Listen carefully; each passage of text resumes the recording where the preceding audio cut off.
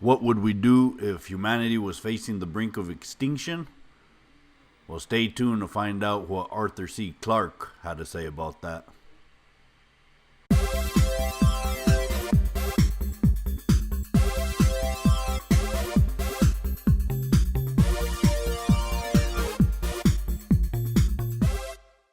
Welcome back to another edition of Dro Talks. Today we'll be talking about Arthur C. Clarke's Collected Stories. This audiobook is huge, 52 hours. So what we're going to do is instead, I'm going to talk about the key stories from this book with independent episodes dedicated to just one story. Today we're going to be talking about Rescue Party. It's actually chapter 8 from all the 100 and some chapters in the book. So Rescue Party was actually Arthur C. Clarke's first published book. I believe it was published in, I have the note here, 1946. It was published 1 month after his first published short story, which was Loophole. And I believe this one was written first but published second. Yeah, 1 month, something. One got to the printing press first. But this is a definite win. So our narrator is Ray Porter. He also does the narration for the Bobaverse. Any of my fellow booktubers out there, I highly recommend that audiobook series. It's a trilogy. So this story follows a crew of alien life forms that consist of a intergalactical society that's governed and has many races within it. Most of these races are very old in comparison to what we know as humanity. As you know, the universe is thought to be about 13.7 billion years in age. Earth, I think, is 65 million years in age, somewhere around there. I might be wrong, but I should be close, maybe. And humanity, really us, we're about 80,000 years old. So from 13.7 billion years, there's like a sliver of that time, which is humanity. There's something called I believe it's a universal calendar. In those 80,000 years, we've been a society, like a civilization, for only about 16,000 years. So this team of intergalactical aliens, they comprise of a species millions of years old. In one case, one species is half the age of the universe. So their technology far exceeds what we can imagine. I like to think of this story as reverse Star Trek. Instead of humanity going and exploring the stars, it's intergalactical alien society going and exploring the stars. But the main premise of this book is our sun is about to explode, and this alien society does a sweep of all the known planets or solar systems, if you will. But there's so many of them that their range is normally about 600,000 years. So they scanned our planet 600,000 years ago, or probably I think it was around 300,000 years ago, and there was no sign of intelligent life, just animal life. So they had no cause of concern when they found out our sun was going to explode and consume the planet. They don't do the same sort of rescue missions, if you will, for animal life, because that's a lot more common than intelligent life. But just so happenstance, there was a nearby planet, I think it was 200 light years away, that began receiving our first radio transmissions. That alerted this society that there was intelligent life in this planet that had grown within 300,000 years, which to them, this was a marvel, because in their scale of progression, intelligent life evolution takes millions of years to go from surviving to a complex society, much less the type of technology that you need to actually transmit to other planets. So with that, they did a last-minute mission to try to save at least a few members of the human race. So they fly into Earth, which is already suffering the results of an expanding sun. The oceans are unpredictable. The heat is increasing at an exponential rate. And they go through they do scans of the entire Earth. They pick 4 separate locations. They send out 4 separate parties. And you follow one party. And in this party, I wrote down the names because they're alien names, and I'm not fluent in alien. So we got Elderon, Oristron, Turkelly, and Alicane. I probably butchered most of those names. Again, don't speak alien. And they arrived to this one station, which I believe is probably the Alps. And the Alps basically looked like they were chopped in half for some monumental engineering feat. Easter egg number 1. Easter egg number 2 is there's a radio array system that is transmitting a tight beam. So when you can think of radio transmissions, you can transmit it similar to like if you were to throw a rock in a lake or puddle or whatever, and you'd be a ripple and it kind of just expands outwards in all directions. Or you can transmit and focus all that energy, instead of it expanding outwards, you can focus it into one sharp beam. Both have their advantages. A sharp beam obviously can fit more information in that short confinement, and you can reach further targets because it won't dissipate as quickly. The shortfall of that is you can only really transmit to one spot, because anything outside those bounds will be unreadable. So that was a mystery to them, because where it was pointing in a direction to no known planets in our solar system, and really no known planets within 200 or 300 light years away.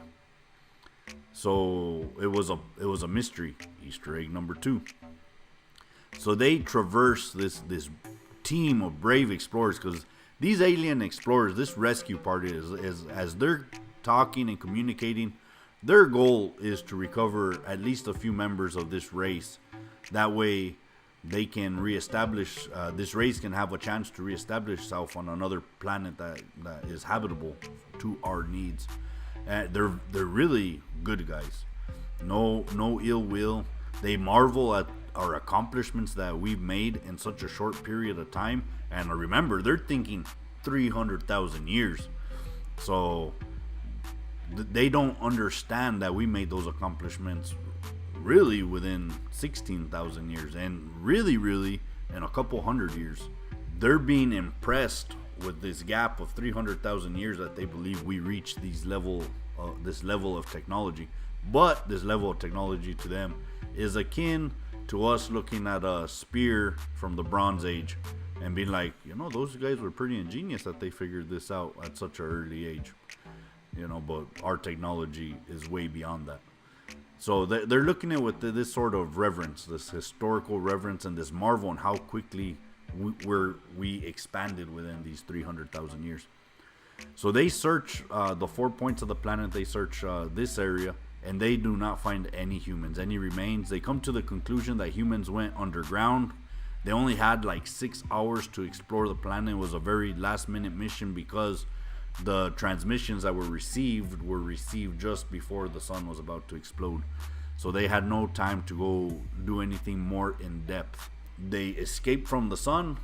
Basically, the whole crew is sad. They're mournful. They can't believe that they couldn't find anyone. And they said, well, I guess it was for the best. At least, we were able to record some of the progress that this species made on the third planet. So as they're discussing, they pondered these 2 Easter eggs that they found in the beginning. You say, well, where did that mass of that mountain go? And where is this tight beam transmission going to?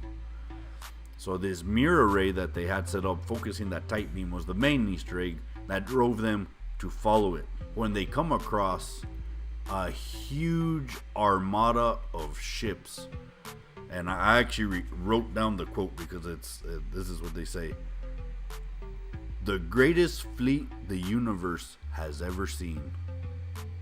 Wow. They later go on to say is that the reason they didn't find any humans is because the humans, they made a last stand. They knew that the sun was going to explode, and with their limited technology, they created rocket-powered ships to traverse space and fly to where they believed was a habitable planet, knowing that they were going to have to live in these ships for centuries, maybe even thousands of years to get there. And the aliens, they just couldn't believe it. They said, this is astonishing that this race could have accomplished this in 300,000 years.